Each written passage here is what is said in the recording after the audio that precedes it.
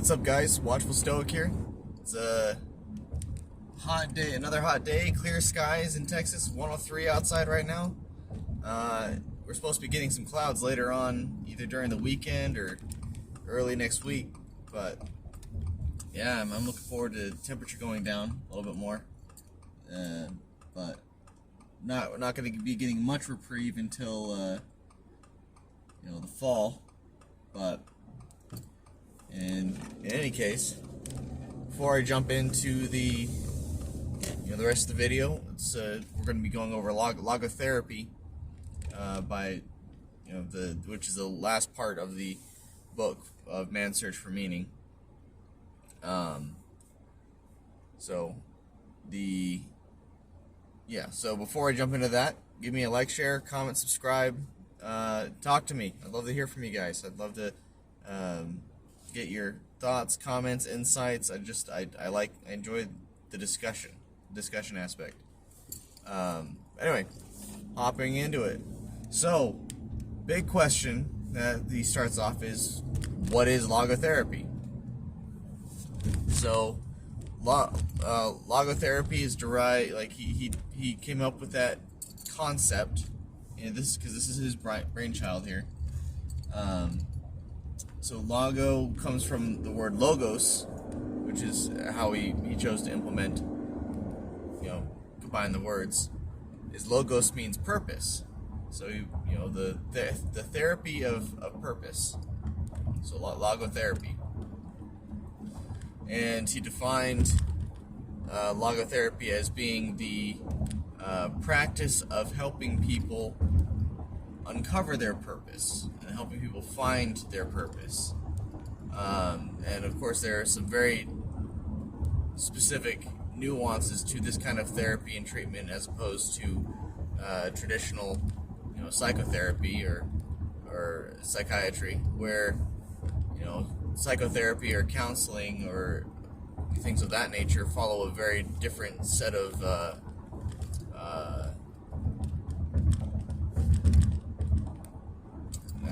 procedures, if you will.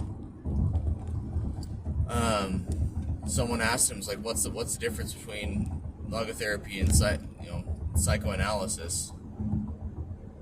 He says, well, what's psychoanalysis? And he says, well, I bring someone in, they sit on a couch, and they tell me uncomfortable things. He says, well, logotherapy is I bring them into my office, I have them sit upright, and I look at them in the face, and I tell them uncomfortable things.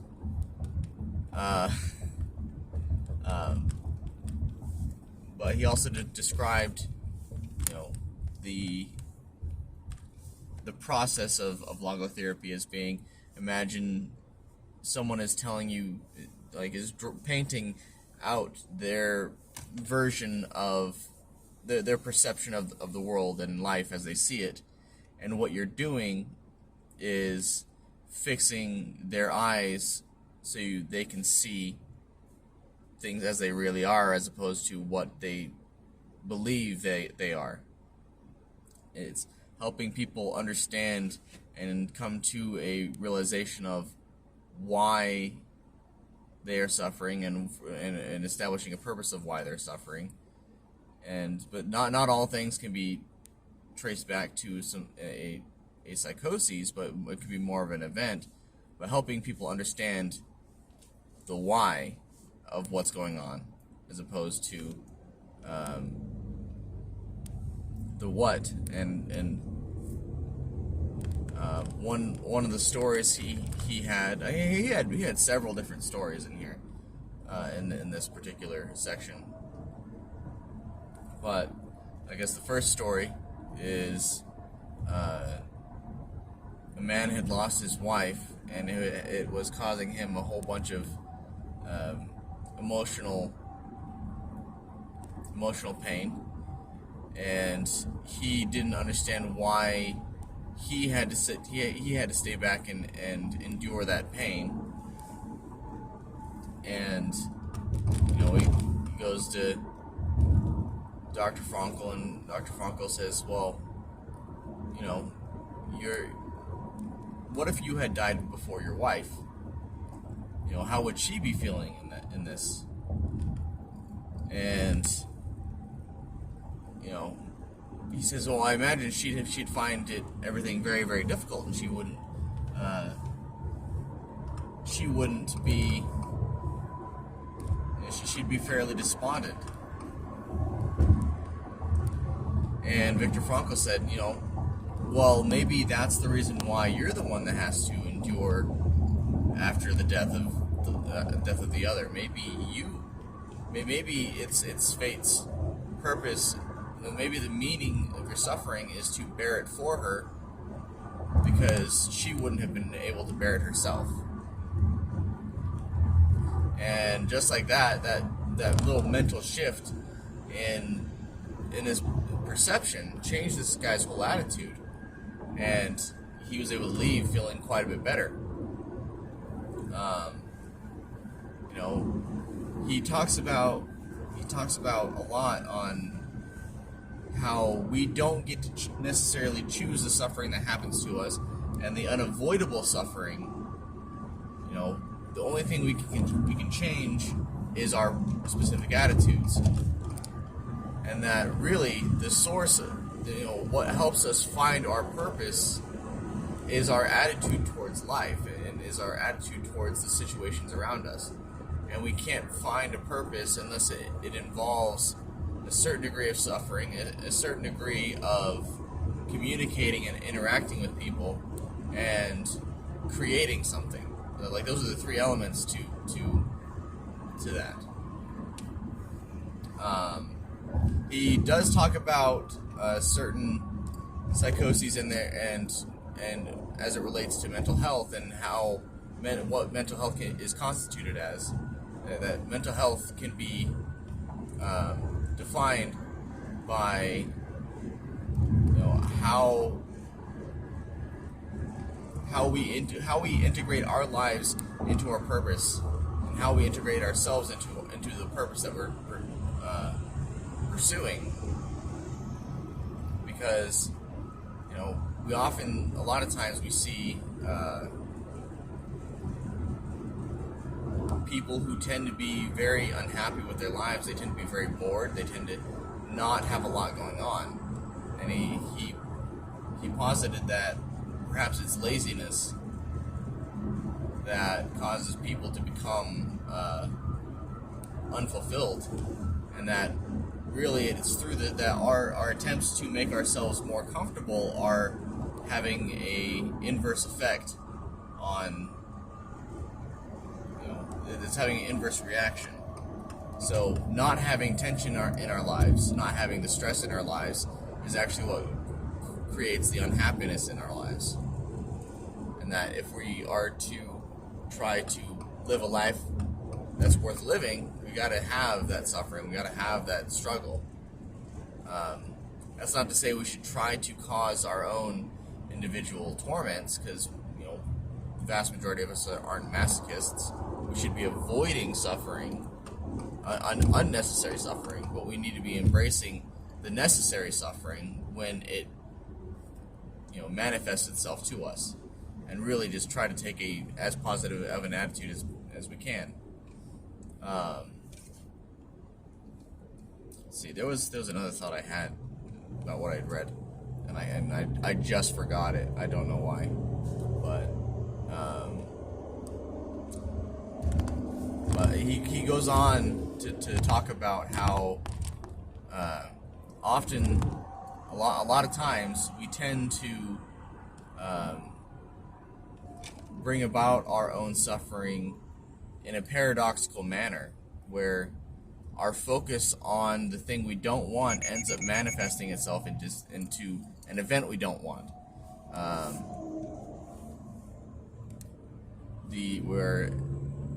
For example, if you are afraid of everyone looking at you when you walk into a room, and you're afraid you're going to blush, you walk into the room, people look at you, you're going to blush, and it's just more prone to happen. And it's the way to treat that sort of thing is to have like a paradoxical expectation for it, and it tends to balance itself out. One of the stories he talked about was this guy who he would sweat a whole bunch, and whenever he would go meet people, he would sweat a ton.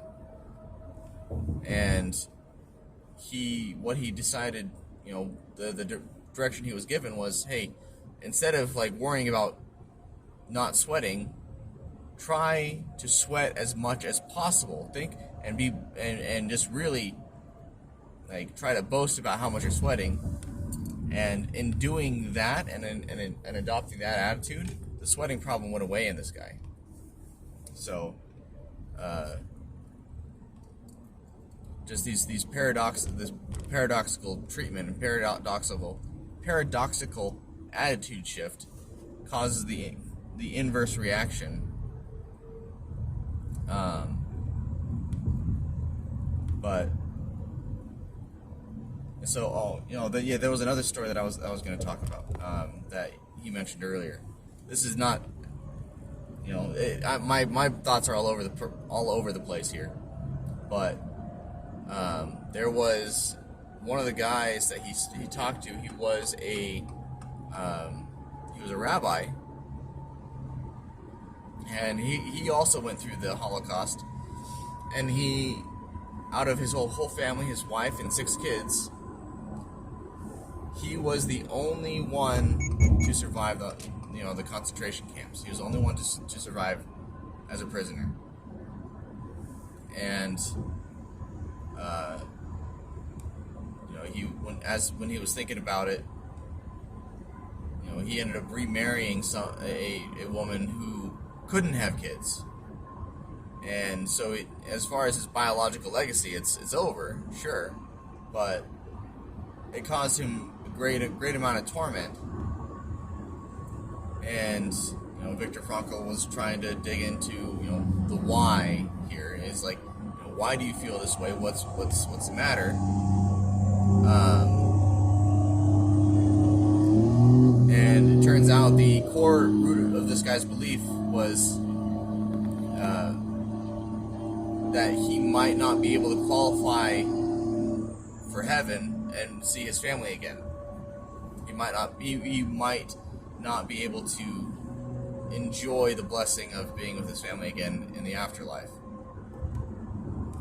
And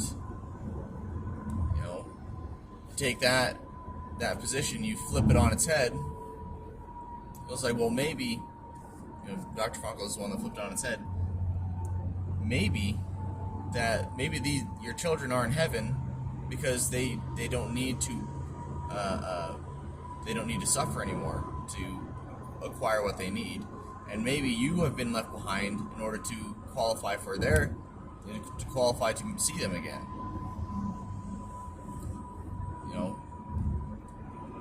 I guess I guess I wasn't aware of this, but I guess some of the Jewish, I don't know if it's Orthodox Jews but a Jewish sect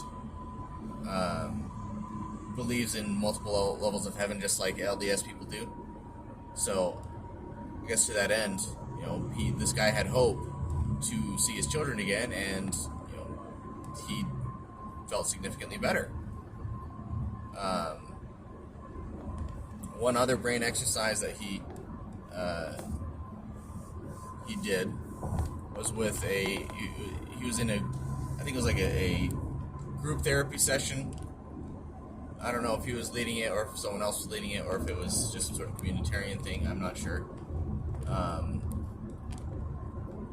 But there was a woman that had tried to commit suicide with her disabled son because she had lost her able-bodied son, and she thought that life wasn't worth living anymore. But her handicapped son, stopped her and said, I enjoy this life, and I don't want to die. And in that moment, her attitude about everything kind of turned around, and her new purpose became caring for her disabled son. And after being able to look back on that whole ordeal, she was able to find a lot of meaning and a lot of purpose and a lot of positivity from looking back and seeing the journey as it had been lived. One of the things Dr. Frankl said was that if you had the capacity to pull yourself out of the suffering and put yourself in an objective viewpoint and really just see how everything unfolded and really dissect it, it would make sense later on down the road why or what kind of purpose it had or how it could positively benefit you if you had chosen to have a good attitude, or what kind of lessons it would teach you if you didn't have a good attitude. But yeah, no, sorry, my brain's all over the place. So if none of this is making sense, I apologize. I'm just trying to share some of my thoughts as they come out. There was a lot of different things that he went over in this section of the book, and I got one small section left, and hopefully it wraps it's something that I can really explore but yeah, he went over a bunch of all these different concepts, because the way he described it was when he was trying to implement put logotherapy at the end of this book, he had to draw from 12 different a whole bunch of different books, and try to pack them all into he packed them all into 30 pages. So he pulled from a whole bunch of different editions of logotherapy that he had written, a bunch of different essays, a bunch of different from other publishers as well, and just his own scientific findings. He compacted it down into 30 some pages, and so yeah, there's going to be a lot of confusing information, but I think this is what he believes is the most relevant to this book. So, but anyway, I'm gonna leave it there. I'll have one more video tomorrow about this, and then I'll be moving on to a different book, or I'll just be doing car thoughts while I would look for a different book. So if you have any recommendations or suggestions or requests, let me know. Like, share, comment, subscribe to the video. But anyway, yeah, I hope you guys have a wonderful day. I love you all, and I'll talk to you again later.